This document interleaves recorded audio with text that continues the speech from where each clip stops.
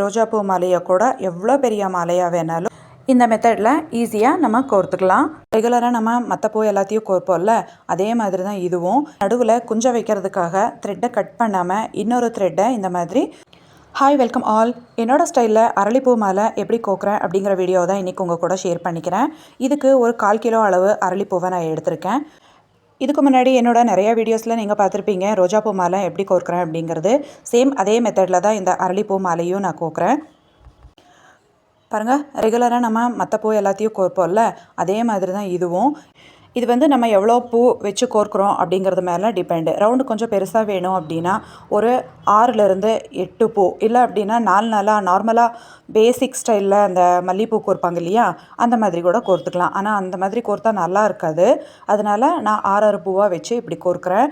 ஒரே சைஸு பூவாக எடுத்து இந்த மாதிரி ஒரே மாதிரி கோர்க்கறதுனால அந்த ரவுண்டு அந்த ஷேப் வந்து பர்ஃபெக்டாக உட்காரும். இல்லை அப்படின்னா ஒன்று மேலே ஒன்று கீழே அந்த மாதிரி இருந்தால் பார்க்க நல்லா இருக்காது.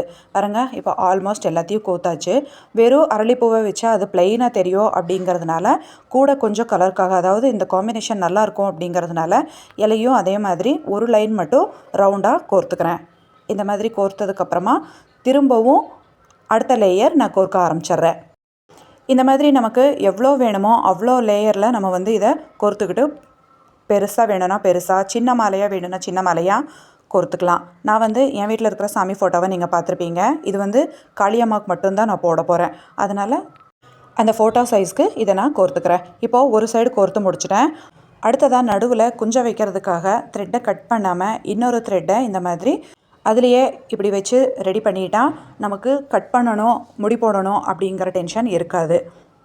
இன்னும் ஒரு சில பேர் பாதி பாதியாக கோர்த்துக்குவாங்க. அப்புறம் அந்த 2யும் நாட் போட்டு அதுக்கப்புறமா சென்டரில் வந்து குஞ்சத்தை கட்டுவாங்க.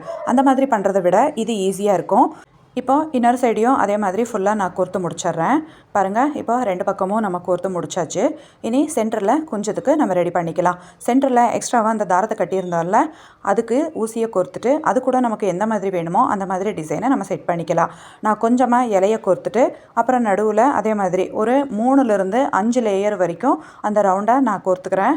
கோர்த்து முடித்ததுக்கப்புறமா சென்டரில் வந்து கொஞ்சம் சின்னதாக நமக்கு அந்த குஞ்சத்துக்கு பால் மாதிரி வரும் இல்லையா, அதை ரெடி பண்ணுறதுக்காக இப்படி எவ்வளோ வேணுமோ அவ்வளோ பூவை வச்சு அட்ஜஸ்ட் பண்ணி கட்டிட்டேன். அதில் நடுவில் கொஞ்சம் த்ரெட் இருக்கும் நமக்கு.